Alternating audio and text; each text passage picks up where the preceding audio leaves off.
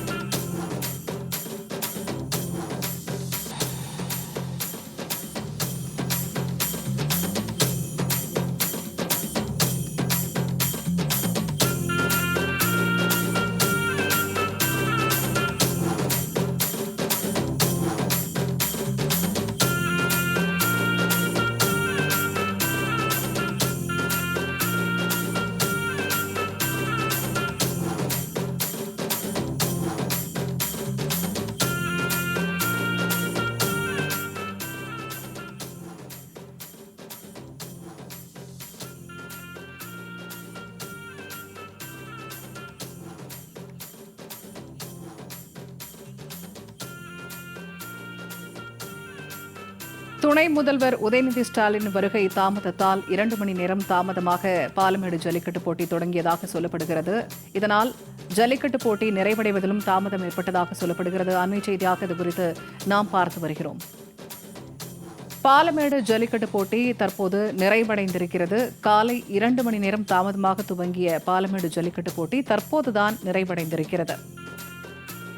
அண்மை செய்தியாக இது குறித்து நாம் பார்த்து வருகிறோம்.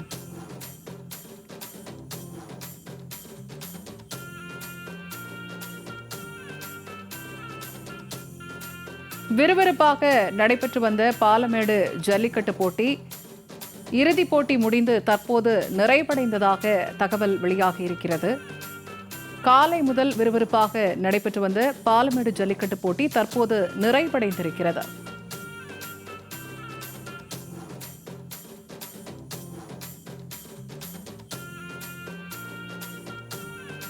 இது தொடர்பான கூடுதல் தகவல்களை தருகிறார் செய்தியாளர் ஜெயலானி. ஜெயலானி, தற்போது பாலமேடு ஜல்லிக்கட்டு போட்டி நிறைவடைந்ததாக தகவல் வெளியாகி இருக்கிறது. போட்டி தாமதமாக துவங்கியதாகவும் சொல்லப்படுகிறது. இது குறித்தான கூடுதல் விவரங்கள் என்ன? நிச்சயமாக, அதாவது உலக பிரசித்தி பெற்ற ஜல்லிக்கட்டு போட்டிகள் மதுரையில் எப்போதும் ஜனவரி பொங்கல் நேரங்களில் நடைபெறுவது வழக்கம். அந்த வகையில நேற்று முதல் ஜல்லிக்கட்டாக அவனியாபுரத்தில் நடைபெற்று முடிந்தது. இந்த நிலையில் இரண்டாவதாக பாலமேடு ஜல்லிக்கட்டு போட்டி இன்று காலை 7 மணி அளவிற்காக தொடங்க வேண்டியது. ஆனால் துணை முதலமைச்சர் வருகை தாமதமானதன் காரணமாக 2 மணி நேரம் தாமதத்திற்கு பிறகாகவே வரலாற்றில் முன்பு எப்போதும் இல்லாத வகையிலாக ஜல்லிக்கட்டு போட்டி தாமதமாக தொடங்கிய நிகழ்வை நம்மால் பார்க்க முடிந்தது. இதன் காரணமாக போட்டி நிறைவு பெறுவதும் தற்போது தாமதம் அடைந்திருக்கிறது. குறிப்பாக வழக்கமாக காலை 7 மணிக்கு தொடங்கி 5 மணிக்கு ஜல்லிக்கட்டு போட்டிகள் நிறைவு பெற வேண்டிய சூழ்நிலையில் தற்போதுதான் ஜல்லிக்கட்டு போட்டி முழுவதுமாக நிறைவு பெற்றிருக்கிறது. இதன் காரணமாக பல மாடுகள் முழுவதுமாக அவிழ்த்து வர முடியாத சூழல் என்பது ஏற்பட்டிருக்கிறது. அதே போன்று மாடுபிடி வீரர்களுக்கும் உரிய கால அவகாசம் கிடைக்கவில்லை என்பது தொடர்பான ஒரு குற்றச்சாட்டு என்பதும் எழுந்திருக்கிறது. குறிப்பாக துணை முதலமைச்சரின் காரணமாகத்தான் போட்டியின் பரிசு தேர்வுகள் உள்ளிட்ட பல்வேறு விதங்கள்ல குழப்பம் நீடித்ததாகவும் ஒரு குற்றச்சாட்டு என்பது எழுந்திருக்கிறது. குறிப்பாக பாலமேடு ஜல்லிக்கட்டை பொறுத்தவரை உலக பிரசித்தி பெற்ற ஜல்லிக்கட்டாக பார்க்கப்படுகிறது. ஒவ்வொரு ஆண்டும் இங்கு நடைபெறக்கூடிய அந்த ஜல்லிக்கட்டு போட்டிகள் உலக மக்கள் அனைவருமே, குறிப்பாக தமிழகத்தில் இருக்கக்கூடிய பல்வேறு பகுதிகளில் இருக்கக்கூடிய மக்கள், வெளிநாடுகளில் இருந்து வரக்கூடிய மக்கள் என ஏராளமான மக்கள் வந்து கண்டு ரசிப்பார்கள். ஒவ்வொரு சுற்று வாயிலாக இந்த ஜல்லிக்கட்டு போட்டிகள் என்பது நடைபெறும். இன்று நடைபெற்ற இந்த ஜல்லிக்கட்டு போட்டியில் தோராயமாக 800க்கும் மேற்பட்ட காளைகள் பங்கேற்றிருப்பதாகவும் 500க்கும் மேற்பட்ட மாடுபிடி வீரர்கள் பங்கேற்றிருந்தார்கள். குறிப்பாக 7 மணிக்கு தொடங்க வேண்டிய ஜல்லிக்கட்டு போட்டி தாமதமாக தொடங்கியதன் காரணமாக நேற்று அவனியாபுரம் ஜல்லிக்கட்டை போட்டியை பொறுத்தவரை 12 சுற்றுகள் வரையிலாக அந்த ஜல்லிக்கட்டு போட்டி நடைபெற்றது. ஆனால் இன்றைய தினம் பாலமேடு ஜல்லிக்கட்டை பொறுத்தவரையிலாக ஒட்டுமொத்தமாக 9 சுற்றுகள் மட்டுமே நடைபெற்றது. ஒவ்வொரு சுற்றிற்கும் 50 60 மாடுபிடி வீரர்கள் மட்டுமே உள்ளே அனுமதிக்கப்படுவார்கள். ஒவ்வொரு சுற்று வாயிலாக அதிக காளைகளை தேர்வு செய்யப்படுபவர்கள் அடுத்தடுத்த சுற்றுகளுக்கு தேர்வு செய்யப்பட்டு இறுதி சுற்றுக்கு அனுமதிக்கப்படுவார்கள். இறுதி சுற்றில் கடைசியாக யார் அதிக காளைகளை பிடிப்பார்களோ அவர்களே முதல் பரிசு வென்றதாக அறிவிப்பு என்பது வெளியிடப்படும். ஆனால் இந்த ஜல்லிக்கட்டு பாலமேடு ஜல்லிக்கட்டு இந்த ஆண்டு நடைபெற்ற ஜல்லிக்கட்டு போட்டியை பொறுத்தவரை 2 நபர்கள் ஒரே அளவிற்கான காளைகளை பிடித்திருக்கிறார்கள். குறிப்பாக பொதுமை சேர்ந்த அஜித்குமார் என்பவர் 16 காளைகளை பிடித்திருக்கிறார். அதே போன்று மற்றொருவர் பொதுமை பகுதியைச் சேர்ந்த பிரபாகரும் 16 காளைகளை பிடித்திருக்கிறார். எனவே இருவரும் 16 காளைகளை பிடித்து முதலிடம் பிடித்திருப்பதாக தகவல்கள் வெளியாகி இருக்கிறது. ஆனால் அதிகாரப்பூர்வமாக ஆட்சியாளர்கள் யார் அதிக காளைகள் பிடித்திருப்பார்கள் என்பது தொடர்பான விவரங்கள் வெளியே வரும். தற்போது ஒரு அண்மை தகவல் என்பது கிடைத்திருக்கிறது. இருவரும் ஒரே அளவிற்கான காளைகளை பிடித்திருப்பதன் காரணமாக குலுக்கல் முறையில் தேர்வு எடுக்க உள்ளதாகவும் ஒரு தகவல் என்பது கிடைத்திருக்கிறது. குறிப்பாக கால அவகாசம் அதிகமாக கிடைத்திருந்தால் நிச்சயம் இவர்கள் இருவரில் ஒருவர் அதிக காளைகளை பிடித்திருப்பதற்கான வாய்ப்புகள் இருக்கிறது. இந்த பரிசு கொடுப்பதற்கான இந்த குழப்பம் நீடிப்பதற்கான காரணம் என்பது தாமதமாக தொடங்கப்பட்ட ஜல்லிக்கட்டு போட்டியே காரணம் என்பதாக கூறப்பட்டு வருகிறது. ஏனென்றால் வரலாற்றில் முன்பு எப்போதுமே இல்லாத வகையிலாக எந்த ஒரு ஜல்லிக்கட்டாக இருந்தாலும் மதுரையை பொறுத்தவரை அவனியாபுரம், அலங்காநல்லூர், பாலமேடு உள்ளிட்ட இந்த 3 ஜல்லிக்கட்டு போட்டிகளுமே விறுவிறுப்பாக ஒவ்வொரு நாட்களாக நடைபெறும். குறிப்பாக 15ஆம் தேதி முதலாக அவனியாபுரம் தொடங்கும், அடுத்ததாக பாலமேடு தொடங்கும், அதுக்கடுத்ததாக அலங்காநல்லூரில் தொடங்கி நடைபெறும். 3 ஜல்லிக்கட்டு போட்டிகளுமே காலை 7 மணிக்கு தொடங்கி மாலை 5 மணி அளவிற்காக நிறைவு பெறுவது என்பது வழக்கமாக இருந்து வரும். ஆனால் இன்று பாலமேடில் நடைபெற இருக்கக்கூடிய இந்த ஜல்லிக்கட்டு போட்டியை துணை முதலமைச்சர் குடியரசமைத்து தொடங்கி வைப்பார் என்பதாக அறிவிப்பு என்பது ஏற்கனவே விளம்பரப்படுத்தப்பட்டது. வழக்கமாக 7 மணிக்கு தொடங்க வேண்டிய ஜல்லிக்கட்டு என்பது துணை முதலமைச்சர் தாமதமாக வந்ததன் காரணமாக 9 மணி அளவிற்காகவே இந்த ஜல்லிக்கட்டு போட்டி என்பது தொடங்கியது. இதன் காரணமாக சுற்றுகளில் வழங்கக்கூடிய அந்த நேரம் என்பது குறைக்கப்பட்டது. வழக்கமாக ஒரு சுற்று 45 நிமிடம் வரை வழங்கப்பட்டது என்றால் இன்று விளையாடிய அந்த வீரர்களுக்கான அந்த சுற்றுகளுக்கான கால அவகாசம் என்பது குறைவாகவே வழங்கப்பட்டது. இதன் காரணமாக மாடுபிடி வீரர்களுக்கான அந்த போதிய அவகாசம் என்பது கொடுக்கவில்லை என்பதாக குற்றச்சாட்டும் எழுந்தது. அது மட்டுமல்லாமல் 9வது சுற்றில் களமிறங்கிய 50க்கும் மேற்பட்ட வீரர்களுக்கு அது போதிய அளவிற்கான அவகாசம் கொடுக்கவே இல்லை. அதற்கு பதிலாக அவர்களை விரைவாக வெளியேறும்படியாக நிர்வாகத்தினரும் போட்டியை நடத்தின குழுவினரும் உடனடியாக அவர் வெளியேற்றியதால் அவர்கள் அதிர்ச்சியிலேயே வெளியேறினார்கள். அது மட்டுமல்லாமல் காளைகளை அவிழ்த்து விடுவதற்கும் அவர்களது பெயர்களை சொல்வதற்குமான அந்த அவகாசம் என்பது முறையாக கிடைக்கவில்லை என்பதாக காளை உரிமையாளர்களும் குற்றம் சாட்டியிருக்கிறார்கள். ஏனென்றால் ஜல்லிக்கட்டு போட்டியை பொறுத்தவரை ஜல்லிக்கட்டு காளைகளை வளர்ப்பது என்பதே காளை உரிமையாளர்கள் இந்த ஒரு நாளுக்காக ஒரு வருடம் முழுவதுமாக அந்த காளைகளை தங்களது குழந்தைகள் போல வீடுகளில் வைத்து வளர்த்து அதற்கு தேவையான அனைத்து உணவுகளையும் கொடுத்து இந்த ஒரு நாளிற்காக தயார்படுத்துவார்கள். அதிலும் குறிப்பாக அவனியாபுரம், பாலமேடு, அலங்காநல்லூர் ஜல்லிக்கட்டு நடத்துவதற்கான விதிமுறைகளை பொறுத்தவரை ஒரு ஜல்லிக்கட்டு போட்டியில் பங்கேற்றால் மற்றொரு ஜல்லிக்கட்டு போட்டியில் அந்த காளைகளால் பங்கேற்க முடியாது.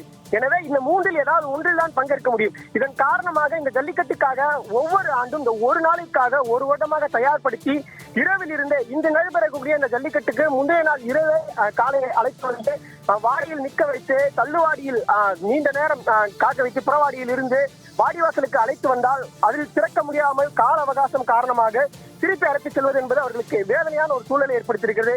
அது மட்டுமல்லாமல் அந்த ஜல்லிக்கட்டு காளையை அவர்கள் அந்த வாடியில் அவிழ்த்து விடும்போது அந்த காளையின் உரிமையாளர்கள் பெயரை அந்த வர்ணனையாளர் அறிவிப்பார்.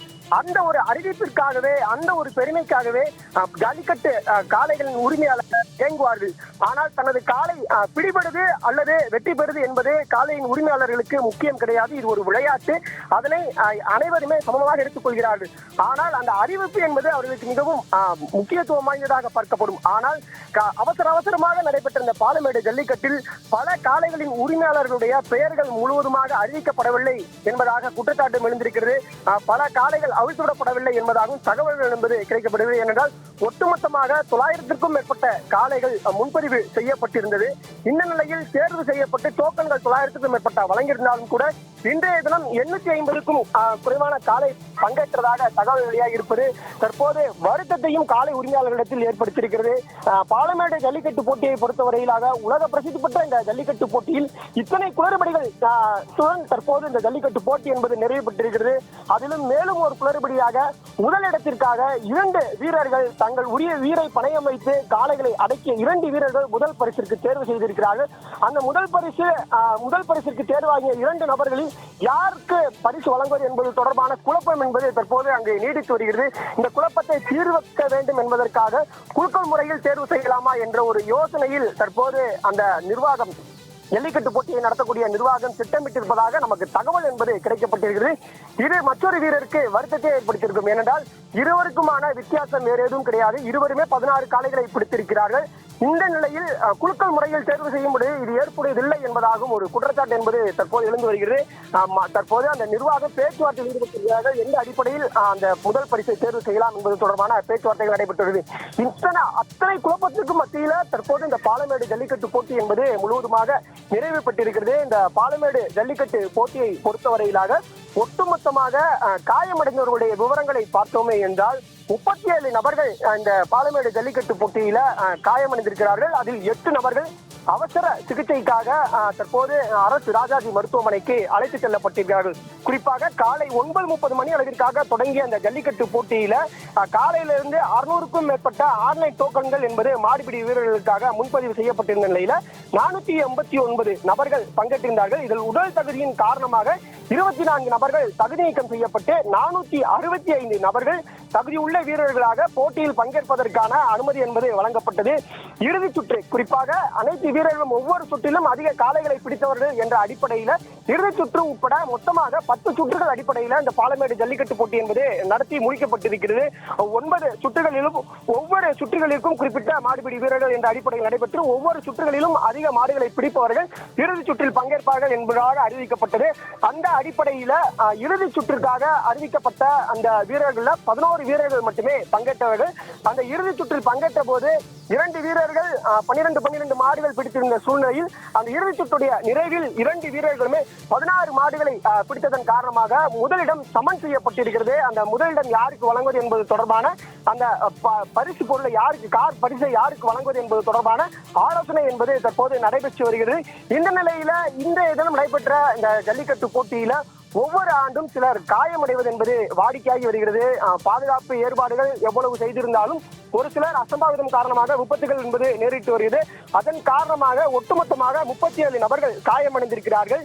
இதில் மாடுபிடி வீரர்கள் 11 பேரும், மாட்டின் உரிமையாளர்கள் பிறவாடி, கனெக்ஷன் பாயிண்ட் உள்ளிட்ட பகுதிகளில் 13 மாட்டின் உரிமையாளர்களும், பார்வையாளர்கள் 13 நபர்கள் இந்த தினத்தில் பாலமேடில் நடைபெற்ற ஜல்லிக்கட்டு போட்டியில் காயமடைந்திருக்கிறார்கள். இது மிகவும் முக்கியத்துவம் வாய்ந்ததாக பார்க்கப்பட வேண்டும். ஏனென்றால் பார்வையாளர்களுக்கான அந்த போதிய வசதிகள் செய்ய தட்டுப்பட்டிருந்தால் இந்த பார்வையாளர்களுக்கான இந்த பாதிப்பு என்பது குறைந்திருக்கும். ஏனென்றால் மாட்டின் உரிமையாளரும் மாடுபிடி வீரர்களை காட்டிலும் ஜல்லிக்கட்டு போட்டியை பார்க்க வந்த சிலருக்கு காயம் ஏற்பட்டிருப்பது வருத்தத்தை ஏற்படுத்துகிறது. ஒட்டுமொத்தமாக 37 நபர்கள் காயமடைந்திருக்கிறார்கள். அதில் மேல் சிகிச்சைக்காக 8 நபர்கள் அரசு ராஜாஜி மருத்துவமனைக்கு கொண்டு செல்லப்பட்டிருக்கிறார்கள். பல்வேறு குழப்பங்களுக்கு பிறகாகவே இந்த பாலமேடு ஜல்லிக்கட்டு போட்டி தற்போது நிறைவு பெற்றிருக்கிறது. பரிசளிப்பு விழா இன்னும் சற்று நேரத்தில் நடைபெறும் என்பதாக எதிர்பார்க்கப்படுகிறது.